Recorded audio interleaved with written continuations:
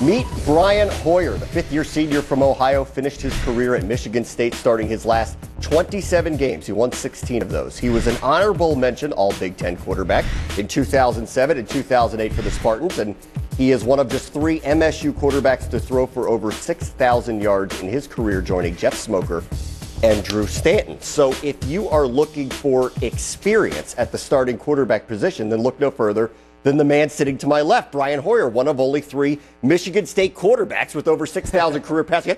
That's quite a title to have, quite a group to be a part of. Yeah, it is. I mean, those are great quarterbacks. I got to learn under Drew Stanton, so I was there with Drew and watching Smoker as I was getting recruited. So those are some big name guys to be up there with. I imagine you are ready for the next step. You've played a lot. There's a lot of questions about these quarterbacks. The younger ones haven't played as many games. Mark Sanchez notably comes to mind. Yes. You must be ready for this. I am. I'm excited. Like you mentioned before, 27 starts, and I haven't missed a game. I haven't had any injury problems like that. So I'm ready to go. I'm excited, and just waiting for this Sunday. What are you hearing regarding where you might be drafted? That has vastly changed over the past couple of months. Yeah, definitely. I mean, if people were to look at maybe my stats after my senior year, they might have wrote me off, but I've done well in the postseason stuff. So I've heard anywhere from like the 3rd to the 5th or 6th round. So I'll be waiting on that Sunday and just waiting for a phone call. So I'm excited about it. How much money do you owe Todd McShay? I owe Todd a lot of money. He basically has said you could be Tom Brady, which yeah. No pressure, but that's what he said about you. And now all of a sudden you are very much, at least on our radar now. Yeah, definitely. I think I owe a lot to Todd. I saw him in the lunchroom and I had to say thanks. He's talked me up. I get text messages from my friends all the time like, hey, Tom McShay is always talking about you. And it's cool to, you just sit there and watch the draft every year, and now to be a part of it and to, get some notoriety from a guy like Todd is special. And it's just cool to sit there and, you're sitting there watching SportsCenter and you see your face come across the screen. That's too bad he's not a GM of a team. Yeah, exactly. Change where you're going to get drafted ultimately. All right, the pressure, I think, I don't know if off is the right word for it, but it's going to be different than the other quarterbacks. Yeah. You're probably not going to go in the first round. They're not going to expect you to play immediately. They're not going to pay you like the first-round pick, so they're not going to have that investment in you. What do you think the next couple of years are going to be like in the NFL?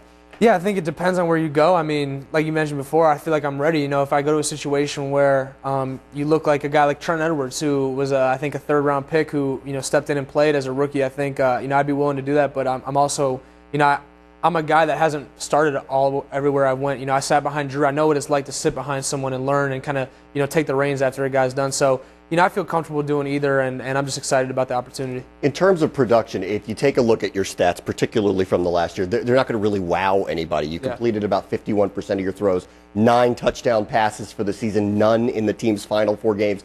Is it fair to question your productivity right now? Yeah, I think so. Like I said, you sit there and you look at the stats at the end of the year, and you might just write me off. But I think people have sat down and watched a film. Todd obviously has sat down and watched my film and seen the potential there. And we had a great running back in Javon Ringer, who, when you got a guy like that, he's the nation's leading rusher for basically the majority of the season. You want to get him the ball as much as possible. And really, we brought along a group of young receivers who really came along towards the end of the year. A guy like Blair White, a former walk-on who earned a scholarship, came up big for us in the Michigan and the Wisconsin game. And we lost Devin Thomas, and those guys had to fill in for him. And they did a good job, and they'll do good for the next couple of years at Michigan State. There was a period of time where Ringer was in Heisman discussions. Yes. He was having that type of season. Now, as we walk into the draft, he's someone that is not personally considered, at least by our scouts, as someone who's in the top 10. What is a team going to get if they select Javon Ringer? I think you're going to get a great person first and foremost. He's a great guy. One of the best teammates I've ever been, a part of, ever had the pleasure to play with.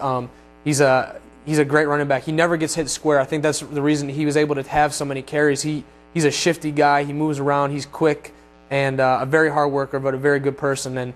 And it'll be a steal. If someone gets him in the second day, that'll definitely be a steal. There are names on that list that I've never heard of that are above him right now, but we'll see. These are what the pros do. All right, you're a Browns fan, right? You're a Browns fan. Yes, I am. What do you make of what's happening with the quarterback situation in Cleveland? They have 2 guys who both can play, and neither of which have solidified that job. It's interesting. I was able actually I'm a local guy, so they can bring some local guys in and work them out. I went and worked out for the Browns, their coaches and things like that. And so you had a private workout with them? I don't know if you would call it private. I think I was one of maybe 6 or 7 local guys. There was 2 tight ends, a wide receiver, an O-lineman, and I was a quarterback, so I threw to those guys. I mean, it's interesting. They got 2 guys that are proven. They've played in games. Derek Anderson's a Pro Bowl player. Brady Quinn has some success last year, so it's interesting to see. And for me, to play for a hometown team, that's something that would be a dream come true. And it'll be interesting to see what happens with that if they take another quarterback, because I'm pretty sure that it's just Derek and Brady right now on the roster.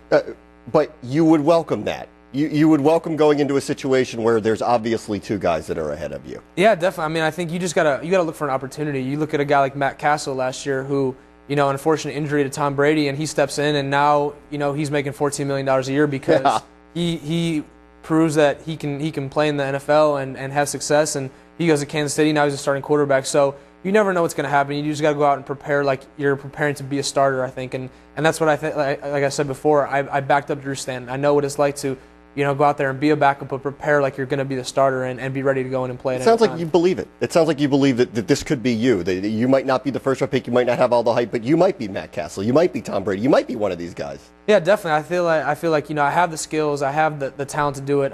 I'm just looking for the opportunity, and whether it's in the third round, the fourth round, the sixth round, whatever it is, you got to get in camp and prove what you can do, learn the offense and things like that. And yeah, I'm excited about it. It's something I've waited for 23 years, ever since I was a little kid, and I can remember watching the Browns or watching the draft, and now it's a dream come true. Brian Hoyer is likely to be the top senior quarterback selected. At least he's got that in this weekend's draft. Thanks for joining us here today on ESPN. Thanks for having me.